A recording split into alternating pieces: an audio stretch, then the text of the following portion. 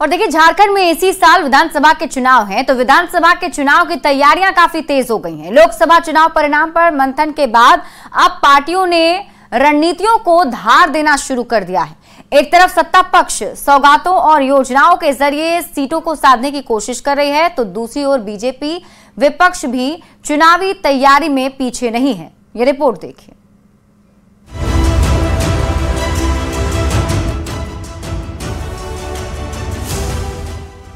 लोकसभा चुनाव का शोर खत्म होते ही झारखंड में विधानसभा चुनाव का बिगुल बज चुका है। लोकसभा चुनाव में भले ही सत्तारूढ़ इंडिया अलायंस को 3 सीटों का फायदा हुआ हो, लेकिन विधानसभा सीटों पर अभी भी बढ़त बीजेपी की ही है। परिणाम के मुताबिक राज्य की 81 विधानसभा सीटों में से 50 पर बीजेपी की बढ़त रही है। ये संख्या सत्ता पर काबिज होने के लिए बहुमत के आंकड़े से ज्यादा है। ऐसे में चुनाव से पहले सत्ता पक्ष एक्शन में आ गया है। ताबड़तोड़ बैठक, योजनाओं की समीक्षा और सौगातों के जरिए सीटों को साधने की तैयारी की जा रही है। समीक्षा बैठक में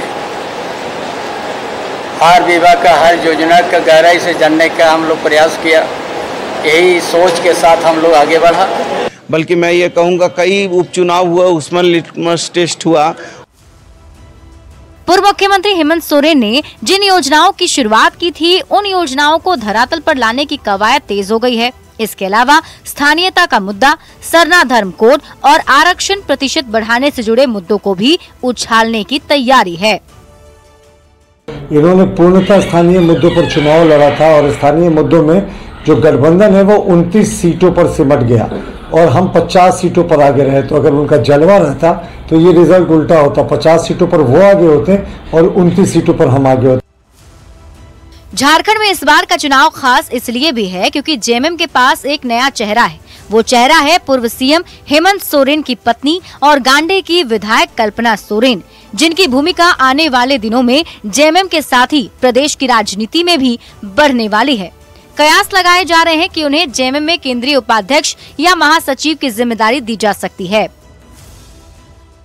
आगे जनता निर्णय करेगी कितना आगे जाएगी, लेकिन गठबंधन में उनको लोगों ने एक्सेप्ट किया है और जल्दी अच्छी पहचान उन्होंने बनाई, उसको बरकरार रखें।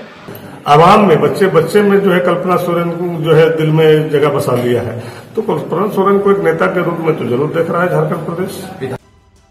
चुनाव को लेकर पक्ष और विपक्ष दोनों ने तैयारी शुरू कर दी है।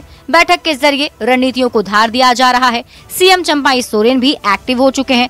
हालांकि सौगातों और बैठकों का कितना फायदा चुनाव में मिलता है, ये तो आने वाला वक्त ही बताएगा। रांची से न्यूज़ 18 संवाददाता निरंजन कुमार सिंह की रिपोर्ट। तो झारखंड विधानसभा चुनाव की तैयारियों का आगाज हो चुका है। दिल्ली में प्रदेश बीजेपी के तमाम बड़े नेताओं की बैठक हुई। मंथन और चर्चा के दौर के बीच रांची विधानसभा सीट से 6 बार के विधायक सीपी सिंह 7वीं बार भी चुनावी मैदान में उतरने के लिए तैयार नजर आ रहे हैं। देखें न्यूज़ 18 संवाददाता संजय कुमार सिन्हा की सीपी सिंह से बातचीत। विधानसभा चुनाव का आगाज हो चुका है और इसमें प्रदेश बीजेपी के तमाम बड़े नेता दिल्ली में हैं और किस सीट पर कौन चेहरा होगा, तमाम चीजों पर हर सीट पर मंथन भी दिल्ली में जारी है। हमारे साथ यहाँ पर इस समय रांची विधानसभा सीट से 6 बार के विधायक सीपी सिंह है। बोले कि सर, अब क्या दावेदारी 7वीं बार भी है? भारतीय जनता पार्टी के अंदर दावेदारी शब्द का प्रयोग नहीं होता है और किसी के दावेदारी करने से टिकट नहीं मिलता है। भाई, केंद्रीय नेतृत्व और प्रदेश नेतृत्व देखता है कि किसको टिकट देना चाहिए, कौन पार्टी के लिए वफादार है, समर्पित है, पार्टी में जीत हो सकती है, फिर वैसे लोगों को टिकट देती है। अगर ऐसे कहा जाए सीपी सिंह 7वीं बार तैयार है मैदान में उतरने के लिए? भैया, CP Singh fit and fine है, हर दृष्टि से फाइन है। मैं कह रहा हूँ कि मैं पार्टी का आदेश का पालन करता हूँ। सीपी सिंह बता रहे हैं कि 7वीं बार वो चुनावी मैदान में उतरने के लिए तैयार हैं। ये भी बता रहे हैं कि महत्वाकांक्षा बुरी चीज नहीं है, बल्कि राजनीति के लिए जरूरी भी है। कैमरामैन संजीव तिवारी के साथ संजय कुमार सिन्हा, न्यूज़ 18 रांची।